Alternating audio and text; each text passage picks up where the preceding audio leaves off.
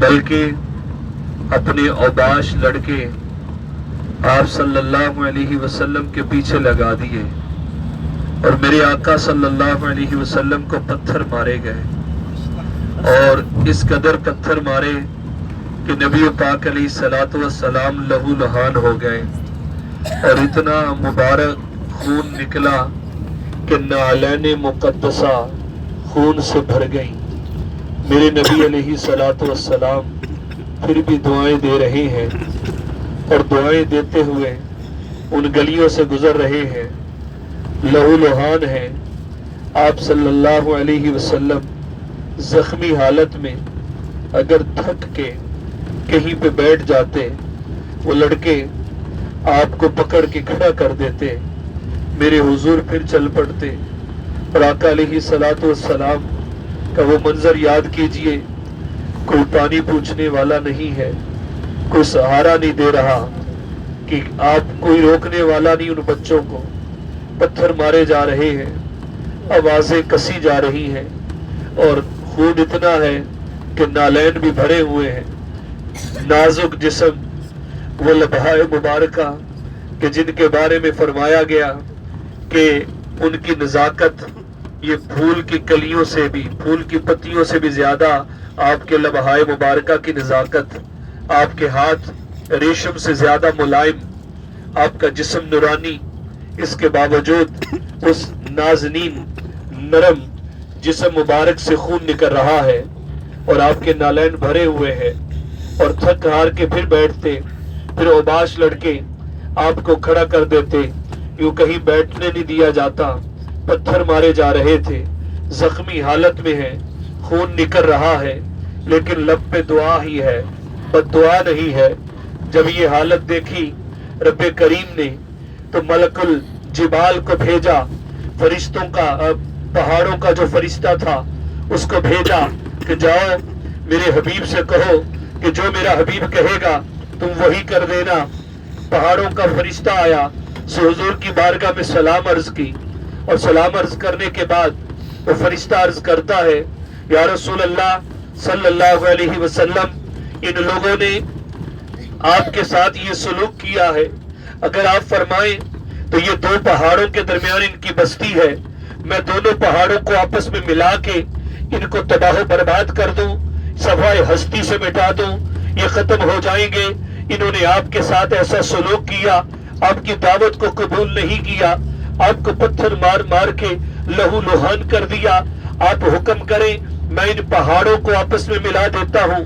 میرے آقا علیہ الصلوۃ والسلام نے فرمایا نہیں نہیں، میں ان کے لیے ایسی کوئی بات نہیں کہوں گا، مجھے رب نے رحمت للعالمین بنایا ہے، آج یہ مجھے نہیں پہچانتے، یہ مجھ پہ ایمان نہیں لا رہے، لیکن ان کی نسلوں میں وہ لوگ آئیں گے جو یقیناً مجھ پہ ایمان لائیں گے، جو یقیناً کلمہ پڑھیں گے۔ اور ایسا ہی ہوا کہ پھر ایسے ایسے پھول کھلے کہ پورے طائف کے اندر اسلام کا پرچم بلند ہو گیا، اور بعد میں آنے والوں نے اسلام قبول کیا۔ میرے نبی علیہ السلام اسی زخمی حالت کے اندر ایک مقام پہ رکے، آپ نے وہاں پہ نماز پڑھی، آپ نے اللہ کو سجدہ کیا، وہاں پہ آج مسجد بنی ہوئی ہے، چھوٹی سی مسجد ہے، وہ کھلی ہوئی تو انشاءاللہ وہاں بھی نفل پڑیں گے۔ پھر وہ جگہ موجود ہے، بتائی جاتی ہے کہ اس جگہ پہ فرشتے آئے، اور پھر اس کے بعد اتبا شیبہ کے غلاموں کا ایک وہاں پہ انگوروں کا باغ تھا، تو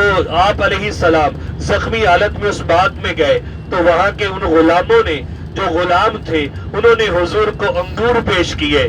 انہوں نے جب انگور پیش کیے، اللہ نے ایسا کرم کیا کہ وہ بعد میں مسلمان بھی ہو گئے، ان غلاموں کو ایمان عطا کر دیا گیا۔ تو وہ جگہ، وہ باغ جس جگہ آپ کو انگور پیش کیے گئے، آج اسی جگہ پہ بھی انگوروں کے اسی طرح پودے ہیں موجود، پرانے ہیں، نئے ہیں، بہرحال وہ جگہ موجود ہے۔ اور پھر آپ نے زخمی حالت میں جہاں بیٹھے اس باغ کے پاس، اور وہاں پہ بھی ایک چھوٹی سی مسجد بنی ہے، وہ کھلی ہوئی تو اس میں بھی نفل پڑیں گے۔ پھر ایک مسجد وہاں پہ موجود ہے جو مولا علی شیر خدا کی طرف منسوب ہے، کہ مولا علی شیر خدا کی نسبت وہاں ہے، وہ کوہنی کی شکل میں اس کا مینار ہے، مسجد بنی ہوئی ہے، تو وہ مسجد ہے، اس میں بھی کوشش کر کے انشاءاللہ نفل پڑھیں گے۔ تو اس طرح یہ دو پہاڑ ہیں، دونوں پہاڑوں کے درمیان وہ وادی ہے جہاں پہ یہ سارا واقعہ پیش ہوا.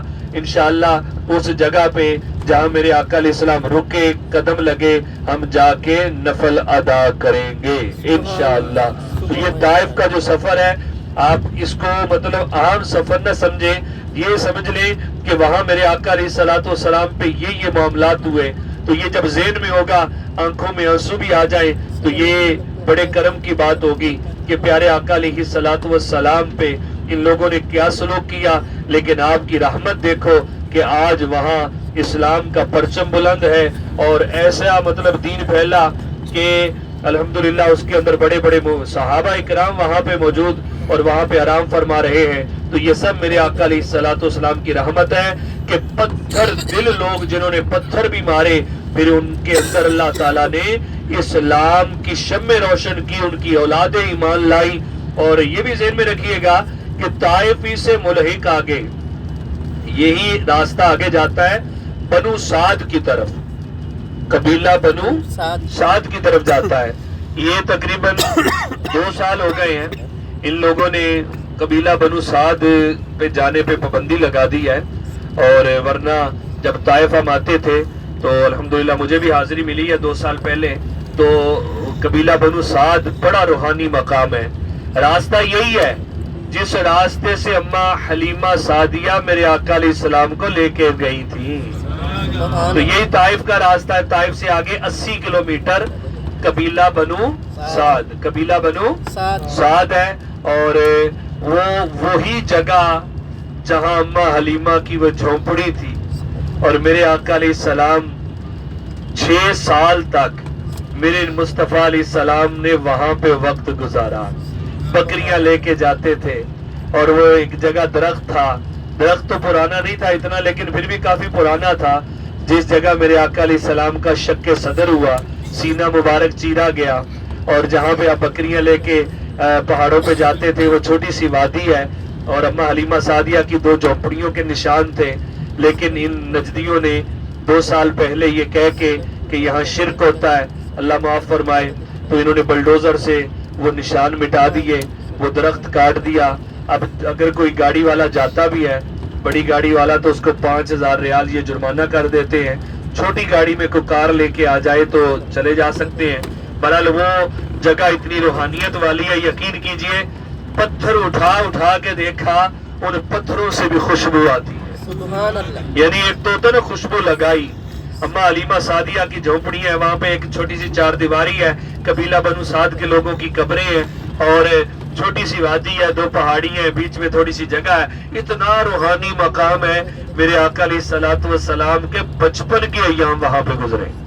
تو الحمدللہ برحال یہ راستہ وہی ہے. میں انشاءاللہ کچھ باتیں عرض کروں گا. یہ راستہ وہی ہے کہ جس راستے سے گئے تھے میرے آقا علیہ السلام اماں حلیمہ سعدیہ کے ساتھ. مسجد جیرانہ کی زیارت کر لیں، بولو سبحان اللہ. وہ مبارک کنواں اور جہاں سے جیرانہ کا ہم نے احرام یہاں سے باندھا ہے، اللہ اس جگہ کا صدقہ ہماری مغفرت فرمائے. صحابہ اکرام کے مزارات ساتھ ہیں، سلام عرض کر لیجیے. السلام علیکم یا شہداء حنین، السلام علیکم یا صحابۃ رسول اللہ رحمت اللہ وبرکاتہ علیکم. ایک بار فاتح شریف پڑھ لیجیے صاحب. بسم اللہ.